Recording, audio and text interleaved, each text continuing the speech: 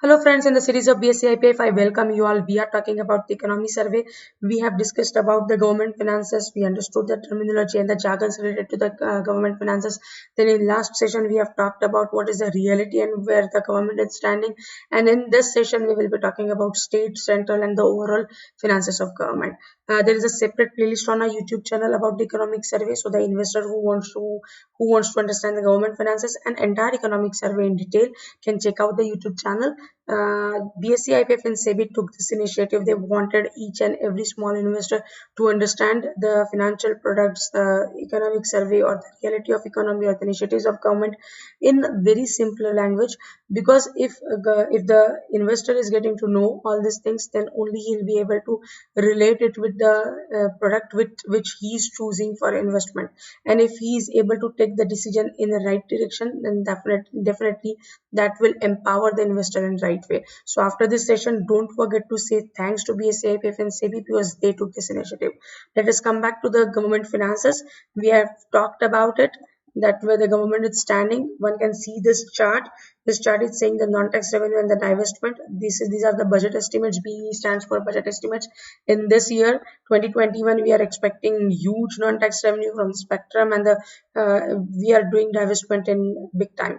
Total expenditure is budgeted to grow at lower rate of 13.2% with the comparison of 16% in last year. PA stands for provision account, which means expenditure will be less, but due to the sharp deceleration in growth of the revenue expenditure from 17% to 11.9% in 2021, they are saying that revenue expenditure they are going to curtail, which is a very nice thing, but it's like but at the same time they are not going to curtail capital expenditure. They are not going to curb the capital expenditure, where they will be increasing it at 22.4%, which is a very nice thing.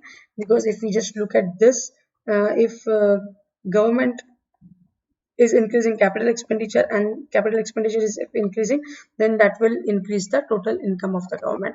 So if they are increasing capital expenditure, then definitely it is a good sign. When we talk about the state government, this is a tax revenue collection. In last year it was quite subdued. When we say about the state finances, the GFD, gross fiscal deficit to GDP ratio, deteriorated to 2.8%, which is a very bad sign from the budget estimates of 2.3%. It was there due to economic slowdown leading to lower revenue for both state and the transfers from central, because they got the lesser revenue. In 2021, they are saying that they are budgeting it to 2.3%, which is very optimistic, or which is very aspirational. We need to see that how it will be able to, how they are going to achieve it. But COVID-19 poses a major fiscal challenge to the state budgets, especially as they are also using discretionary tax policies such as hiking duties on petrol, diesel, and increasing sales VAT on alcohol or offset revenue losses. Because most important thing is that in COVID-19 there was a huge pressure on state budget, though center was helping, but the pressure is on state, so it will be definitely difficult for them to cope up. To sum up, based on the information of 25 states, fiscal deficit may increase due to the COVID, because government is pouring money into the economy to provide the liquidity. The total outstanding liabilities also increased to 70.4% from 67.5%, which is not a very good sign. But if we are comparing with the other countries or the developed nations, they are already at 150% or 250% of the GDP. In their comparison, definitely it is less.